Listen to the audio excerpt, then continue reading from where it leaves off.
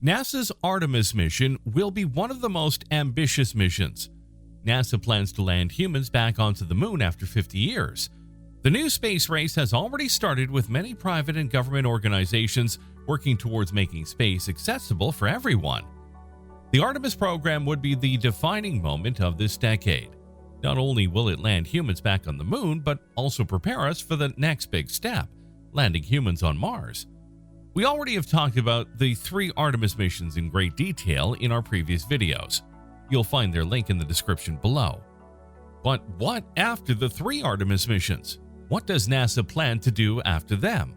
Let's take a detailed look at what NASA will do after the 3 Artemis missions.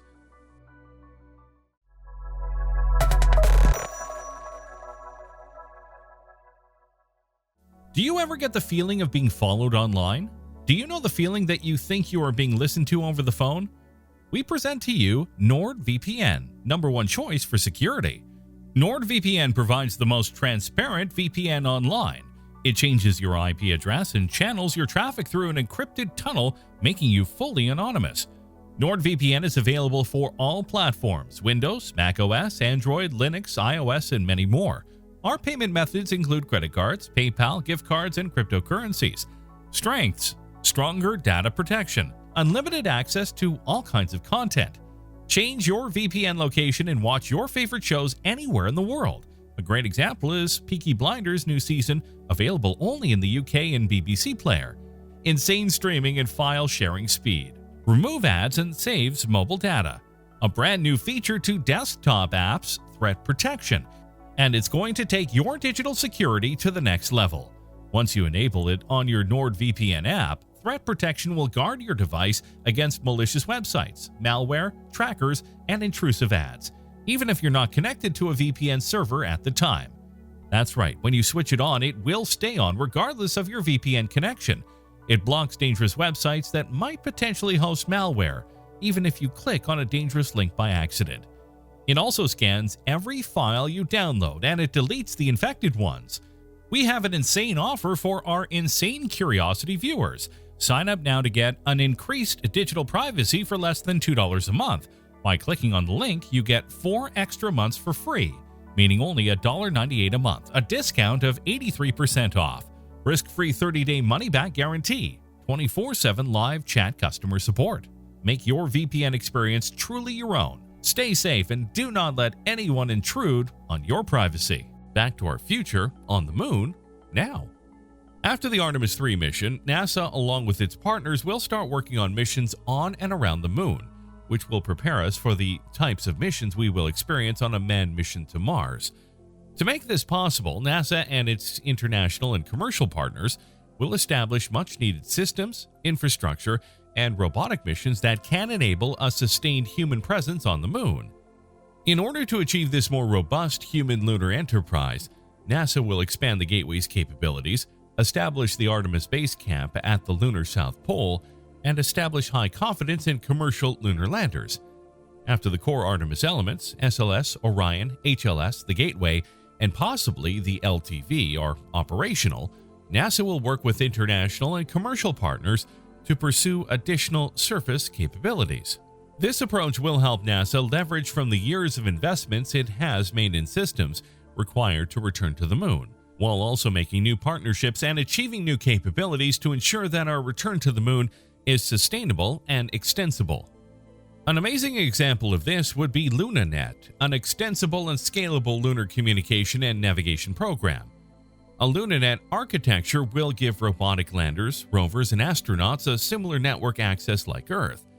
Each communication link will be a connection to the larger network, allowing data transfers between any network assets. Lunanet will also support positioning, navigation, and timing (PNT) services, making surface operations and science more precise than ever before. Rovers collecting samples can send their data to relays orbiting the moon, which can then send it back to Earth. Astronauts on the moon's surface will be able to receive real-time alerts of incoming solar flares generated by space weather instruments, giving them plenty of time to seek shelter. This will be a very flexible solution for NASA to enable exploration and science activities. This flexibility will be crucial for NASA as it has plans for both lunar and solar system exploration, allowing Lunanet to grow in a manner similar to how the internet developed on Earth. Among all these plans, there will be two very significant aspects for the future after Artemis 3. These are the Artemis base camp, a permanent outpost for humans, and the lunar resources we will gather from our time on the moon. Let's take a look at both of these in detail. The Artemis base camp. The main goal of going back to the moon is to have a permanent human presence on the moon, just like we have done on the ISS. The Artemis base camp will be humanity's first foothold on the lunar surface. Currently, there are three proposed primary mission elements of the Artemis base camp: the lunar terrain vehicle, an unpressurized rover to transport astronauts around the site; the habitable mobility platform, a pressurized rover to enable long-duration trips for the astronauts away from the Artemis base camp; and the foundation surface habitat that will accommodate 4 crew members on the lunar surface, anchoring Artemis base camp and the U.S. presence at the South Pole. Together, these elements, along with supporting infrastructure such as communications, power, radiation shielding, and waste disposal and storage planning, form a long-term capability on the moon that can be revisited and expanded over the coming decades, while also testing systems that will be required for human missions further into the solar system. The additional infrastructure present at the Artemis base camp will support 1 to 2 month expeditions on the surface to learn more about the moon and our origins at large, developing new technologies aimed at advancing humanity's interest and developing new resources that will help grow a new lunar economy. The Artemis base camp will demonstrate humanity's continued effort to make space accessible to everyone and how the combined effect of humanity can achieve great things, while also preparing us for humanity's first manned mission to Mars. The Artemis base camp will demonstrate America's leadership in space. Mobility is crucial for the long-term exploration of the lunar surface, and that is where the pressurized and unpressurized rovers, specially made for astronauts, come in. The moon's geography is complex with its resources dispersed, so NASA will have crystal clear plans for experiments and missions on the Artemis base camp. Evaluating prospective Artemis base camp locations, such as near Shackleton Crater, highlights the enormous expanse of the lunar landscape. To explore and develop the moon as well as Mars, robust mobility systems will be required. Lunar resources. Lunar resources will be another important part of future moon missions. As our long-term stay on the moon grows, chances to collect lunar resources may lead to safer, more efficient operations that rely less on supplies provided from Earth. Having a self-sustainable base is not only important for exploration on the moon, but also for future manned missions on Mars. When NASA returns to the moon, putting in place a sustainable infrastructure will be very important.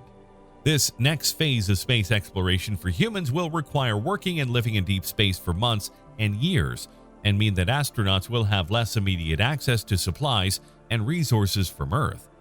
Although NASA will deliver goods to the gateway in lunar orbit to aid journeys to the moon's surface, the farther humans go into deep space, the more important it will be to generate supplies with local materials, a process called in situ resource utilization, or ISRU. Currently, NASA has several ISRU investments through partnerships with commercial industries and academia, which will be beneficial for our exploration of the moon. Moon rovers will be equipped with a range of sensors, including ISRU experiments that will yield data on the availability and extraction of usable resources, example oxygen and water. Developing these technologies might enable the generation of fuel, water, and oxygen from local resources, allowing for long-term surface activities with reduced reliance on Earth.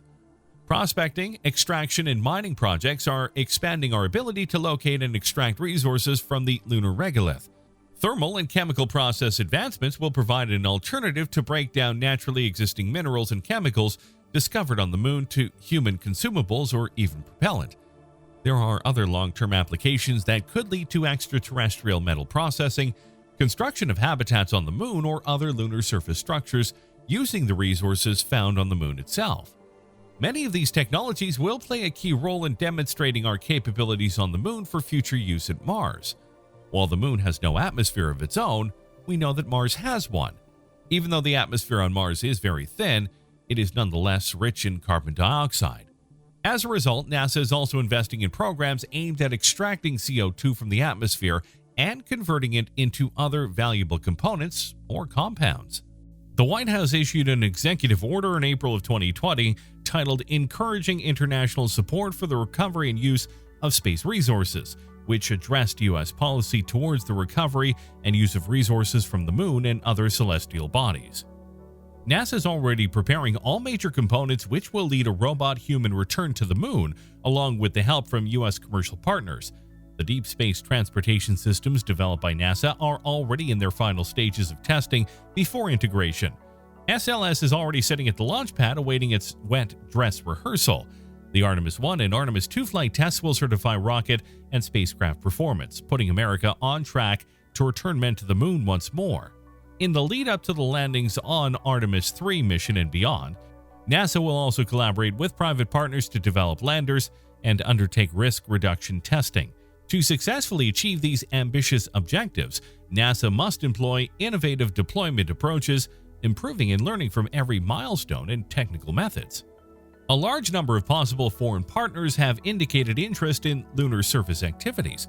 International partners might provide rovers, surface habitats, and ISRU-related technology.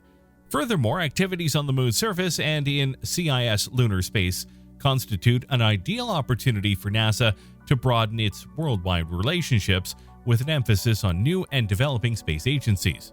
NASA's top priority would be the safety of its astronauts and also the thousands of people on the ground who will make this possible.